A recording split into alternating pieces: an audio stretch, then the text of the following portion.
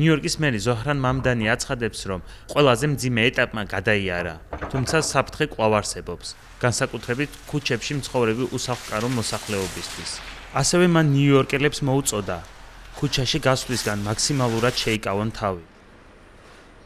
ჩვენი მიზანია ყველა სერვისი სრულად აღდგეს, ყველა ქუჩა გაიწმინდეს, მოსწავლეები სკოლაში დაბრუნდნენ და ჩვენი ქალაქი ჩვეულ რიტმს დაუბრუნდეს. მადლობელი ვარ ყველა ნიუ-იორკელის, ვინც გაითვალისწინა ჩვენი მითითება. დაგრჩენილიყვნენ სახლში და სიფრთხილე გამოიჩინეთ და ყველა იმ ადამიანის, ვინც წვლილი შეიტანა ქალაქის მასშტაბურ ერთობლივ ძალისხმევაში, რამაც საშუალება მოგვცა წარმატებით გავმკლავებოდით ამ ქარიშხალს. გთხოვთ, განაგრძოთ ამ კვირაში მოსალოდნელი დაბალი ტემპერატურის მონიტორინგი და იზღუნოთ ერთმანეთზე. როგორც ყოველთვის იყავით თბილად, იყავით მზად და იყავით უსაფრთხოდ. ამერიკის შეერთებული შტატების მასშტაბით 30 სანტიმეტრის სიმაღლის თოვლი 2100 კილომეტრიან მანძილზე არკანზასის შტატიდან ნიუ-ინგლანდია გადაჭიმული. დიდთოვლობის შედეგად შტატების უმეტესობაში შეფერხებით მუშაობს საზოგადოებრივი ტრანსპორტი, გაუქმებულია ფრენები, დახურულია სკოლები.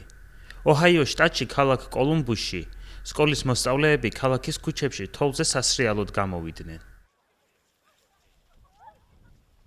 კოლუმბუსში ამდენი თოვლი არ მინახავს. პენსილვანიაში ვცხოვრობდი და იქ ბევრი თოვლი იყო. ძალიან სახალისოა, ისევე როგორც იმის მოლოდინში ყოფნა, გვექნება თუ არა სკოლაში დასვენების დღეები. კოლუმბუსში ამდენი თოვლი არასოდეს მინახავს. დასავლეთში ვყოფილ ვარ და ამდენი მინახავს, მაგრამ კოლუმბუსში ნამდვილად არა.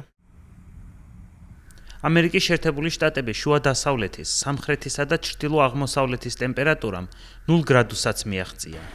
სინოპტიკოსების ინფორმაციით 48 შტატში 2014 წლის შემდეგ ყველაზე ცივი საშუალო ტემპერატურა -12 გრადუსი 2026 წელს დაფიქსირდა. შტატების მასშტაბით მძიმე მეტეოროლოგიურ პირობებს უკავშირებენ 18 ადამიანის გარდაცვალებას. ასევე ქარიშხალმა და ძლიერმა წვიმამ ასობით 1000 ადამიანი ელექტროენერგიის გარეშე დატოვა.